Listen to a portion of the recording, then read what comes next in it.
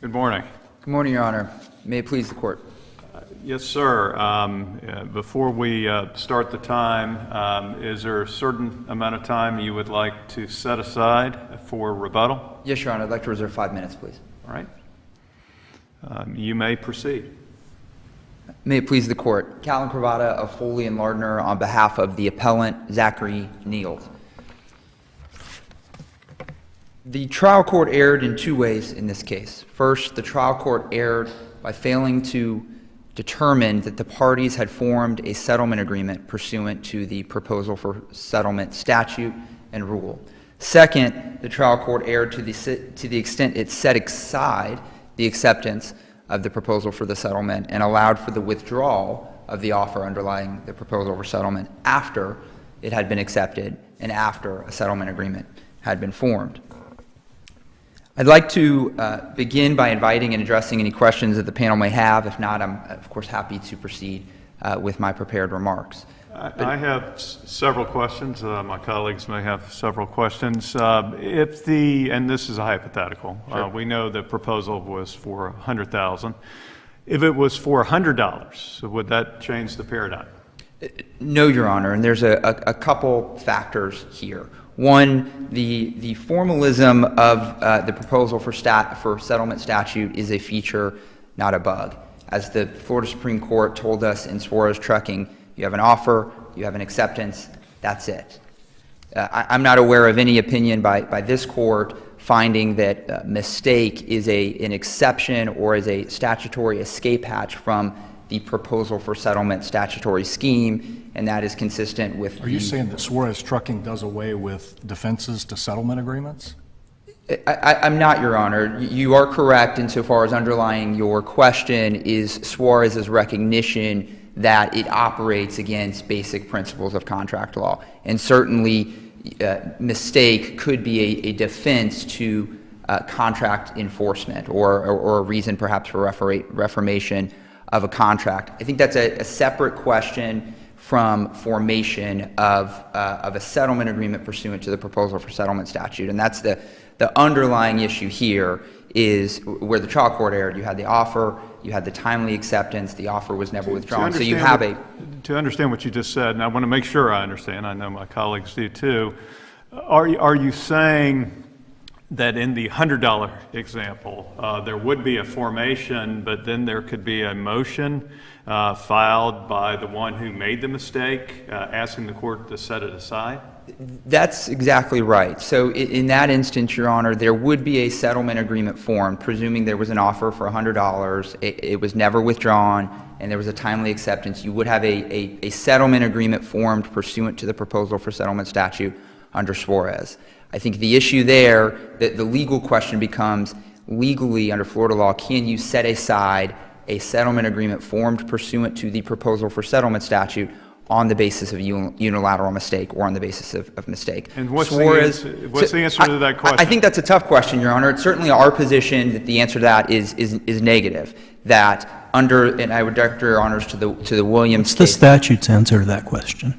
I think that's a great question. So the statute provides one mechanism for the withdrawal of an offer pursuant to the proposal for settlement statute. And the statute says if you want to withdraw your offer, you got to do it within 30 days or before it is accepted.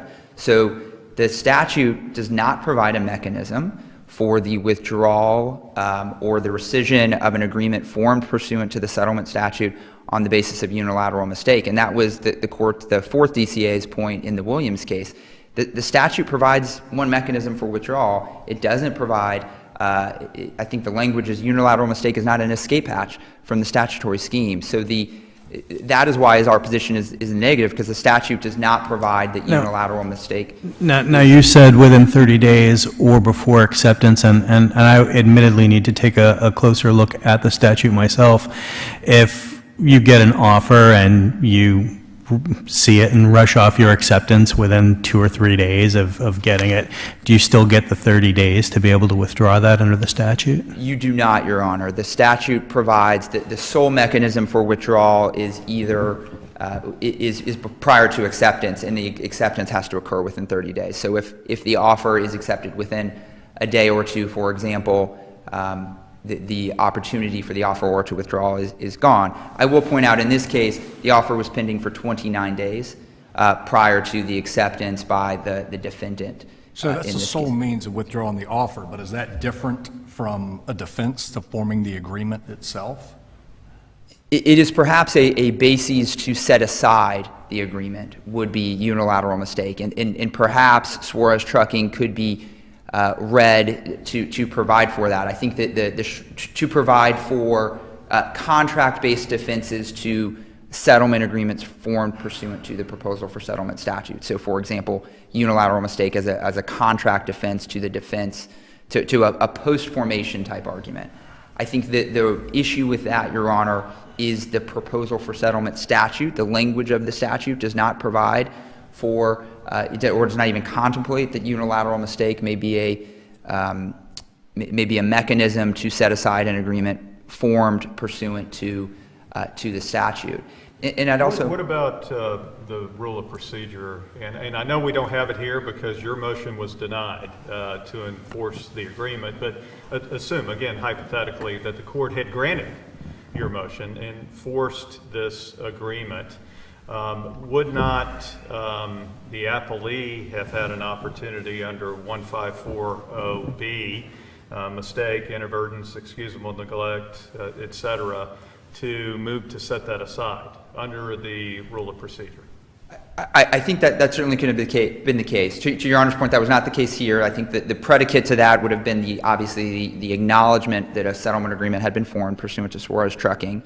I think in that instance that there becomes an interesting legal argument between the interplay between the proposal for settlement statute and, to Your Honor's point, the rule of procedure in 1.540B. In that instance, I think the movant would still have to comply with 1.540B, show excusable neglect, submit affidavits, and provide a sufficient justification, perhaps to set aside a settlement agreement formed pursuant to the statute. So that may be perhaps a mechanism by which a party could, in theory, move to set aside an agreement formed pursuant to the proposal for settlement statute. But I think it requires, the point I want to get across, I think it requires more, obviously, than what occurred here, affidavits, some showing of to meet some standard as opposed to Did you object? what occurred. That wasn't objected to below, though, correct? I mean, What, Your Honor? the attorney should give sworn testimony in this situation. The attorney below should have given sworn testimony. He didn't, but you didn't. Nobody objected to that, his testimony coming in, correct? Well, that's not entirely correct, Judge Boatwright. The issue is that the defense of excusable neglect or mistake was not really raised below. It was only argued for the very first time at the hearing on the motion. But the trial court did not actually address that issue in its ruling. The movant, Mr. Combs, asked the court, the relief request in his motion was to set aside the acceptance and allow for the withdrawal of the offer, whereas my client, Mr. Neal, asked for the court to enforce the settlement agreement. No one below acknowledged that a settlement agreement had been formed and then asked the court to in turn set aside that agreement on the basis of Were you mistake able to show or neglect. below that the plaintiff's counsel had authority to settle a case on the client's behalf?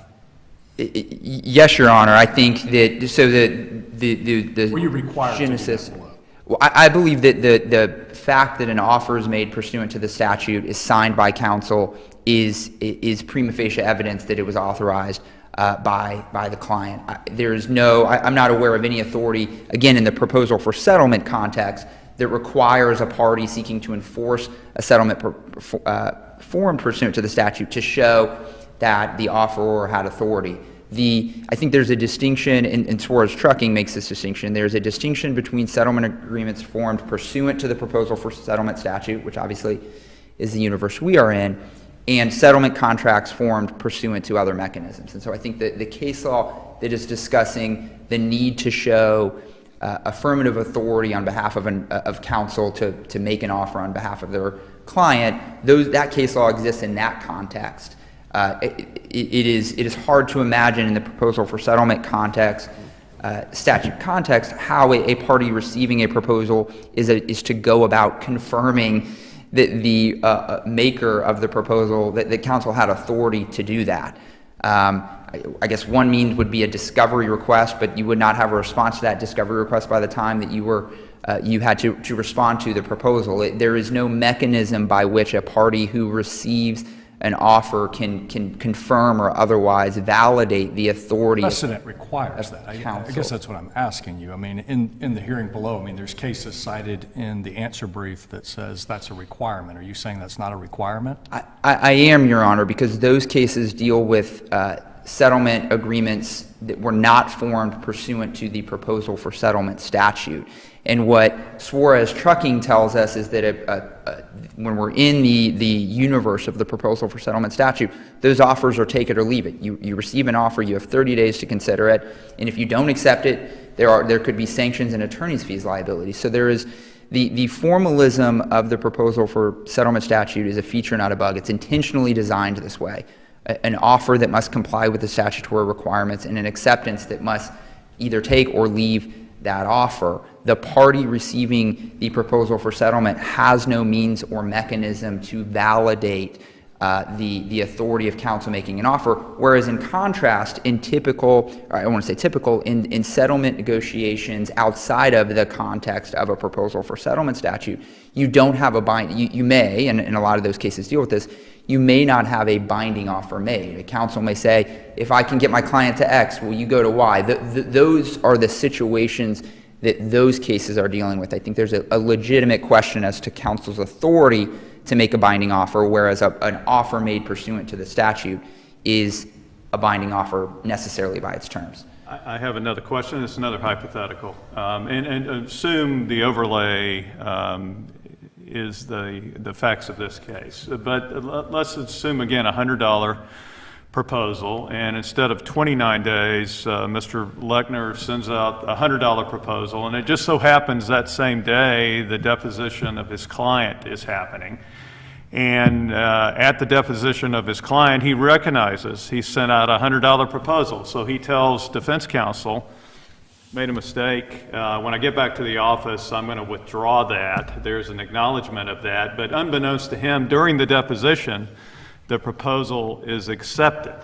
Is there any mechanism under the rule, the statute, for him to get relief on behalf of his client in that circumstance? I think that presents a tougher case, Your Honor, because the statute it provides one mechanism, and the statute says that the offer has to be withdrawn, quote, in writing. And so in that instance, the offer would not have ever been withdrawn in writing prior to the acceptance by opposing counsel. I think that case may present interesting ethical questions that obviously are not at issue here as to counsel's duty to one another and to the court, of course. And so I think that obviously that hypothetical is stretching the formalism of the statute, but again, that is by design. I think one thing that cannot be missed when we're discussing the proposal for settlement statute and the scheme is the consequences that a party, the party that is receiving the offer faces if they do not accept the offer, and that is the sanctions and potential attorney's fees liability. In many cases, it's not hard to imagine that attorney's fees liability could exceed the underlying liability of the amount in dispute in the case.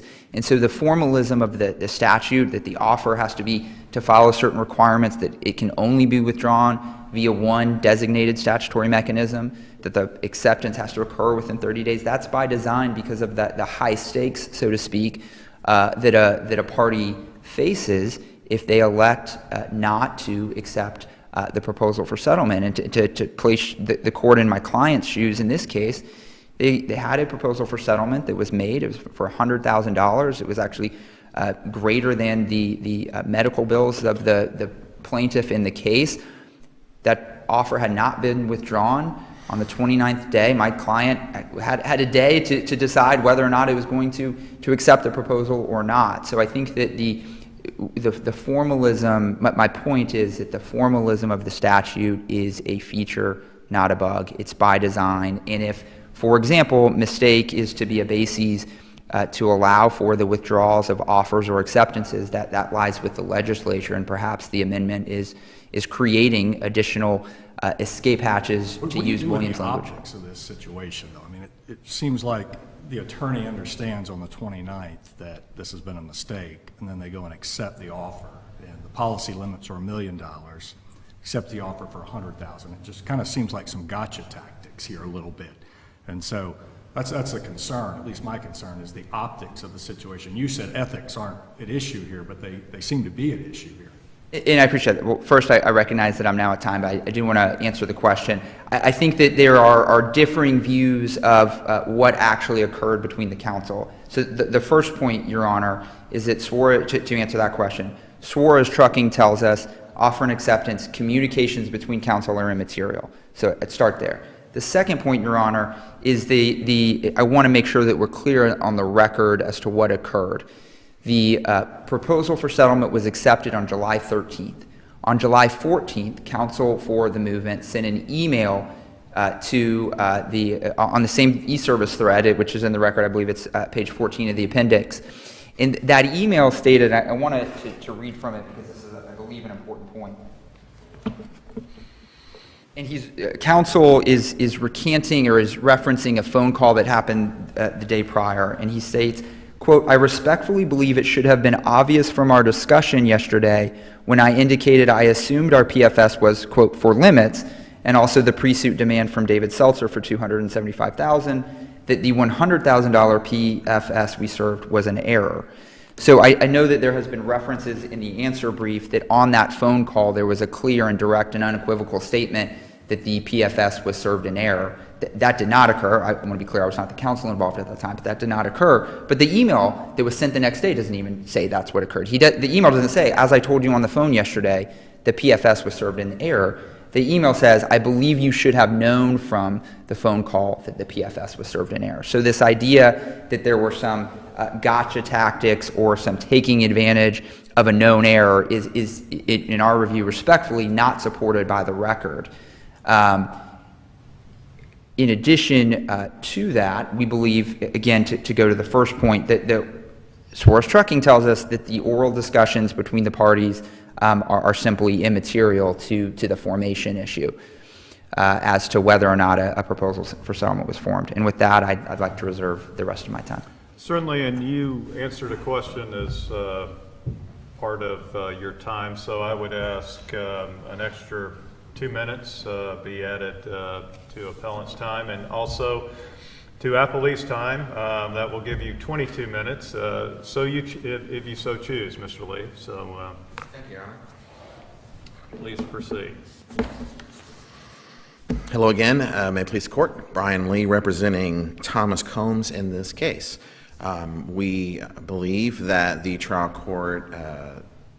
court's decision should be affirmed, even just but for the reason that there was proof of a unilateral mistake in front of the court. The motion, there was some talk about what the motion said. The motion actually said two different things. It said that not only was that the plaintiff never authorized counsel to make a proposal less than the policy limits, but it also said that the proposal was a mistake.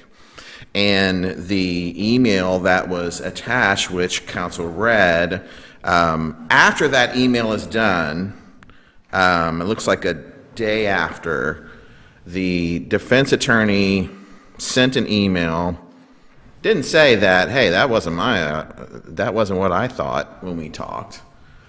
It just said, we're not going to withdraw it. You said where there is proof of a mistake. I'm looking at some language in Williams v. Fernandez out of the second DCA that says unsworn statements do not establish facts in the absence of stipulation. What proof was offered that there was a mistake? Counsel certainly testified at the hearing, talked at the hearing about the mistake. There was proof from the email that there was a mistake, and the defendant didn't object to that. Now, the defendant could have said, hey, look, Judge, that's not sworn testimony. And so you need to strike that, and it needs to be sworn testimony from the court. And this has happened in other cases, and not in this particular type of case where a party doesn't timely object to something. And what courts normally say in that circumstance is that, okay, we're not going to allow you to attack them not doing something when you didn't bring it to the court's attention. And the reason we're not going to do that is because if you had done that, the court could have taken steps. Counsel could have taken steps. If defendant would have said, Judge, that's not proper evidence, we need to have evidence. So to not burn up too much of your time, your argument is that it's not preserved. Correct. That's the argument. Okay. I don't want to burn up all your time on that question. I appreciate that. When we then talk about the mistake that was done, there is this battle in the briefs, so to speak, between the Suarez trucking case and the Dale case that we've cited out of the fourth. What do we do, Go ahead, Mr. Lee? Judge McIver asked a very good question. We look at the statute, we look at the rule, and the text seems to say the only mechanism to avoid this issue is withdrawing it ahead of the acceptance. Once an acceptance happens, according to Suarez, that's the end of it. What would you have us to do with that? So I disagree that Suarez does that. Because if you look at the Suarez case, Suarez doesn't just talk about the statute and say, here's what the statute says, and that's it. What Suarez actually does, if you go through it, it talks about contract law. It talks about offer and acceptance, right? And Suarez was a very different situation than the one we have here. Suarez was not a situation where there was a motion to withdraw it. In Suarez, the situation was that it was accepted. The proposal was done. It was accepted. And then when the defendant sent the check, it included a workers' compensation carrier. And so it wasn't a situation where the offer was being, the actual proposal was, there was the argument that it was a unilateral mistake. There wasn't any argument like that in Suarez. And so when Suarez is talking about offer acceptance, it's talking about it in the sense of that's what we have here. There was an offer acceptance. What you're talking about, litigants, is whether the settlement agreement was actually complied with. And then it went through that analysis. But back to Judge McIver's question, I'll ask it less well than he did, but we see the text of the statute, we see the text of the rule. I just don't see a mechanism that would provide what Mr. Lechner did here, short of maybe a 1540B motion setting aside an agreement. Where does this right come from? Where does it emanate from if it's not in the text of the statute, if it's not in the text of the rule? Because at the core of a proposal for settlement, it is a settlement agreement, settlement contract. That's what a proposal for settlement does. And the statute does not do away with how contract law issues are applied to that situation. And the Dale case makes that extremely clear. The Dale case was involved, it was a 2020 case, it involved a proposal for settlement. It involved an argument of unilateral mistake. And the 4th District didn't say what the appellant is saying is that, well, you can't take that kind of argument. They went through all the case law that's been for a very long time that says we could still use unilateral mistake and whether or not someone had authority in a proposal for settlement situation. A proposal for settlement is not different from negotiations or settlement negotiations without a formal document. There's nothing in the statute that says that a proposal for settlement is not subject to those core common law contract principles.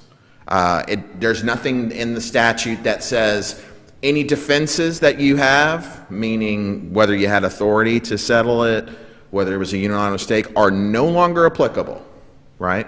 There are statutes that do that, but this one didn't. I think their retort to that would be, and they may be still out there, but they would be post-agreement defenses. And I think Judge Boatwright asked a question similar to that. So here we have a pre-agreement defense as opposed to a post-agreement defense. But would you not agree that, again, looking at the text of the statute, looking at the text of the rule of procedure, that this was not an event that was contemplated within the text to do what Mr. Lechner did, and perhaps there would have been a defense after the agreement had been formed that could have established the same thing? Yeah, and I think I understand where you're going, and I do think that Suarez does talk about that. Suarez talks about that when you get beyond offer acceptance and boom, that was there, right? So now you're dealing with post-settlement issues. And Suarez does say in that situation that, look, the proposal for settlement is what it is. Or when it talked about oral communications, look, you can't, orally say you're accepting a proposal. You got to do it in writing. But what it doesn't do, and this is very clear in the Suarez trucking, because if the court will recall, there was an argument as to whether or not the attorney had the ability to make the proposal. And the Supreme Court was very clear in saying, we're not getting to that issue because that wasn't briefed below, and there's things that have to happen in front of the trial court. And so you're saying, Mr. Lee, there may be another chapter to Suarez trucking.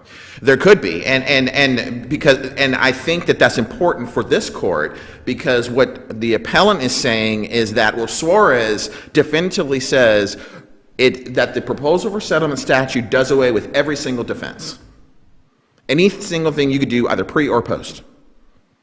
Suarez itself doesn't say that. Actually, it says quite the opposite. That you got to go back to the trial court for that. If Suarez was really, if the Florida Supreme Court was really thinking that way, they would have just said it. They would have said, oh, by the way, your argument that you can go back and say that it wasn't, that you didn't have authority, it's moot because the statute says it. They could have easily said that, but they didn't.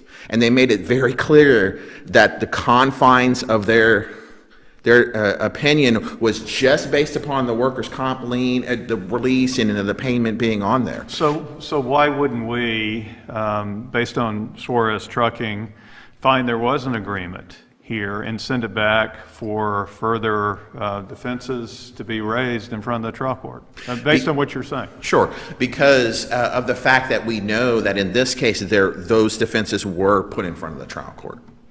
In Suarez, they weren't. But they were put in front of the trial court in a way that at least this judge doesn't see in the rule in the statute there being a mechanism for those defenses to be advanced. So why wouldn't there be a finding based on Suarez trucking that there was an agreement, but in line with some of these other cases, Dale and other cases perhaps, that then we should remand it back to have the trial court evaluate the propriety of whether in fact there was excusable neglect or mistake here? Certainly the court could do that. I do think that Dale provides the mechanism to do exactly what we're asking the court to do. Because in Dale, the 4th District did not send it back because of the fact that the arguments were already had in the lower court. And Dale said that there was a unilateral mistake that was done in that case. And it basically said, yeah, the settlement was the proposal was withdrawn, right? So I think you're doing something, if you were to do that, if the court were to do that, that would be in conflict with Dale. Dale doesn't, as I remember the case, I've only read it once, they really don't go to a textualist analysis of the statute of the rule, correct? Very true. It does obviously talk about the rule. It talks about the proposal for settlement and how you do it. But it does go into more the unilateral mistake argument, right? And so that certainly is, I hear you on that. I do think, though, that the analysis that is there in Dale is the same analysis as this court should follow. Because even statutes, and I don't think this is in my brief, I don't think it is, Statutes are certainly, and certainly the proposal for settlement statute is strictly construed. We all know this. Because it is in derogation of common law, it involves attorney's fees, sanctions. It is strictly construed, and if you were to go down the line that appellant wants you to go, you would not be strictly construing the statute. Because whereas the statute does talk about, hey, you need to withdraw, right, by writing, what it does not do is what appellant says it's doing, meaning that it gets rid of all the other defenses. And that doesn't make a lot of sense according to the law, because there's really... I thought I heard him concede potentially that those defenses still exist, but those defenses are only advanced once there has been an agreement in accord with contract principles. So if we have the statute saying that there was an agreement here, looking at textually the statute, then later is when those defenses are raised. I thought that's what I understood. And maybe I misunderstood. And if I did, then I apologize about that. But I don't believe what the trial court did below obviously could have been done differently, sure. Could have been testimony, could have been affidavits, all those types of things. But what the trial court did below, I believe, already is what this court would be telling them to do, is to look at the issue of unilateral mistake. And the court looked at that issue already and found, and obviously they talked about due process and fairness. I think Judge Boatwright was talking about that sort of being this gotcha tactic that we've put in our brief, frankly. Those things were in front of those arguments, and all that was in front of the trial court already. Well, and Judge Boatwright did ask about gotcha. Is it your position, and I believe it is, but I want to hear from you on this, that there was a gotcha event in this case? There was, because it is, certainly can you parse words in an email? Sure, but there certainly was evidence that the attorney for the plaintiff, when he was talking with opposing counsel, found out that the proposal was not the policy limits that he thought, and that it was conveyed, at least from the attorney, that we're going to withdraw that, and we need to withdraw that. Now, what happened, I think, is that the conversation occurs, because it happened, we don't know the time, it doesn't say the time in it, but it says yesterday, right? We had the conversation yesterday. And we do know that the notice of acceptance of the proposal was filed at 4:42, I believe, that same day. And so the evidence that was in front of the trial court could very clearly show that there's a conversation where plaintiff's counsel says that was an error, it should have been for policy limits, we're going to do something about it. And immediately thereafter, defense counsel filed the notice. Plaintiff's counsel the next day sees it and says, hey, by the way, remember our conversation? And then defense counsel right after says, we're not withdrawing it. Why wait 4 months, though, to file the voluntary withdrawal? There's really no good reason I can give you for that. I do believe that there may have been some sort of back communications to maybe think about, and do we really need to do this? But I'm not. It's not in the record, so I don't want to mislead the court. There's nothing in the record that says why it was that long of a time. But at the end of the day, I don't think that matters. It certainly wasn't 2 years down the line where you'd be talking about getting into beyond the scope of rules and what time frame you have to do that. But it was brought up by plaintiff's counsel first. Defense counsel then brought their motion to enforce the settlement. And so, irregardless of whether the argument is that the plaintiff's counsel didn't put all the issues in front of the court, defense counsel surely did in his motion. And so the court kind of looked at it in both sides of what that argument would be. And the trial court determined that according to the evidence it was given, without objection, it decided that to grant the plaintiff's motion to withdraw it.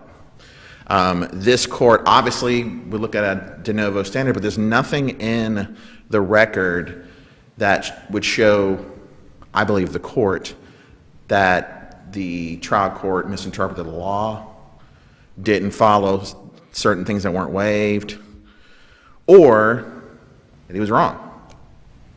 The evidence supports it.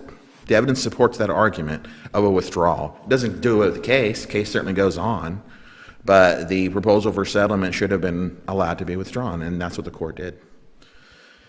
If there's no other questions, I know I'm early, but we would ask the court to affirm the trial court's order. Thank you.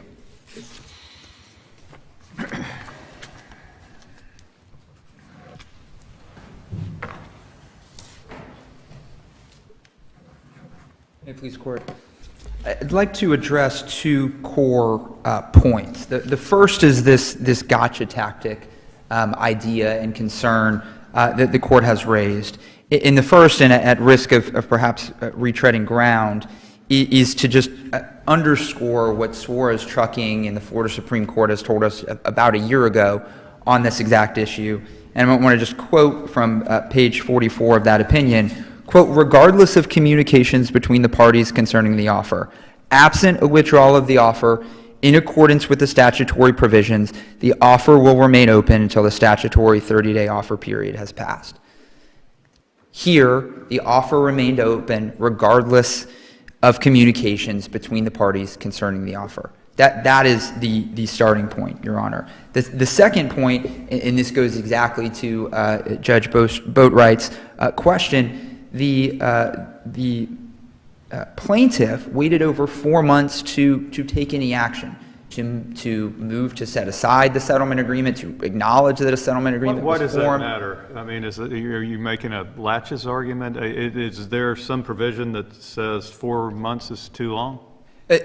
No, Your Honor. There is not a technical legal argument. What I believe that speaks to is this concern of gotcha tactics or gamesmanship. If those concerns were indeed valid and legitimate, one would certainly expect that counsel would be more proactive in terms of addressing and responding to those. And the other point to take note of there is that during that 4-month period as well, Mr. Neild and his counsel sent the $100,000 settlement payment check to counsel for the plaintiff. They didn't receive the check and say, no, why did you, this is sin and error, you know that the proposal for settlement was not valid, any sort of action after receiving the settlement payment. So to Your Honor's question, no, there is not a technical latches based argument that can be derived from that 4-month. Very briefly, if this happened in the other direction,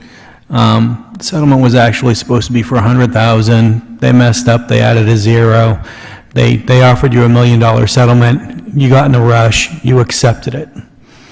Is there any mechanism for you to say, that was a unilateral mistake, we should be able to withdraw from that, we're not supposed to be paying $1 million, we're supposed to be paying $100,000, and it was obvious to everybody? No, Your Honor. The statute does not provide an escape hatch in either direction. I would say that an acceptance requires an affirmative act, an affirmative sending in writing, whereas a proposal could be rejected by silence, so to speak, by just simply allowing the 30 days to proceed. So other than, it's hard to imagine, I guess, where a party affirmatively acts in error by accepting the proposal. If in that instance, I think what that goes to. Well, let me, and a very good question by Judge McIver, let me put it on the defense side. Just an insurance company has a couple of cases with Morgan & Morgan, and they just happen to be Mr. Smith, different first names, and they conflate those, and they send a proposal for $1 million on one of those cases where there's only a $100,000 policy, and they send $100,000 on the other case where there's $1 million policy. Is there a way for that carrier, that defending it, to get out of those proposals? So, two parts to that. But the big one's accepted. That's let me close the circle. So Morgan & Morgan accepts the one that is well in excess of the policy limits. I want to be very clear. I think in that instance, we have a settlement agreement that's formed. You have the offer and acceptance. We're really then, is unilateral mistake a defense or escape hatch to settlements formed pursuant to the proposal for settlement statute? As the second DCA said in Williams, that's not in the statute. There is no statutory mechanism to unwind or rescind agreements formed pursuant to the proposal for settlement statute. Now, to Judge Boatwright's earlier question, to the extent the proposal for settlement statutory scheme operates against the backdrop of contract law, then perhaps unilateral mistake is a defense. And in that case, I think as a post-formation motion, parties could move for the trial court to say this contract should not be enforced because it was formed on the basis of mistake. And I see I am now over time, and unless there are any other questions, I will conclude. Thank you. It was well presented on both sides. If there's nothing further for the court, we'll be in recess.